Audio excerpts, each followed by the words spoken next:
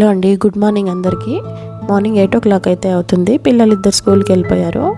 బయట చూస్తే కొంచెం ఎండగా ఉంది. మీ అందరికీ తెలుసు హైదరాబాద్లో వెదర్ ఎట్లా ఉందో. డైలీ రెయిన్ అయితే పడుతుంది. ఇట్లా ఎండ వచ్చినట్లే వస్తుంది, వితిన్ మినిట్స్లోనే మళ్ళీ రెయిన్ అయితే పడుతుంది. బట్టలు ఆరడానికైతే చాలా కష్టంగా అయితే ఉంది. చూస్తున్నారా, చిన్నపిల్లలు ఉన్న ప్రతి ఇంట్లో డైలీ ఇదే టాస్క్ ఏమో నాకు తెలిసి. ఎంత సర్దినా మళ్ళీ కాసేపటికి హౌస్ మొత్తం టాయ్స్తో నిండిపోతుంది. డైలీ ఇదొక టాస్క్. మళ్ళీ వాళ్ళు వచ్చిన తర్వాత యాజ్ యూజువల్గా అయిపోతుంది ఇల్లు మొత్తం. ఇక్కడ నేను సోఫా అయితే క్లీన్ చేయడానికి వెళ్తున్నాను. మీ అందరికి ఇప్పుడు ఇంట్లోనే నేను ఎట్లా సోఫా క్లీన్ చేస్తానో చూపిస్తాను. ఇట్లా చేసుకున్నట్లయితే వీక్లీ వన్స్ కానీ ట్వైస్ కానీ చేసుకుంటే సోఫా అయితే క్లీన్గా అండ్ నీట్గా అండ్ ఫ్రెష్గా ఉంటుంది.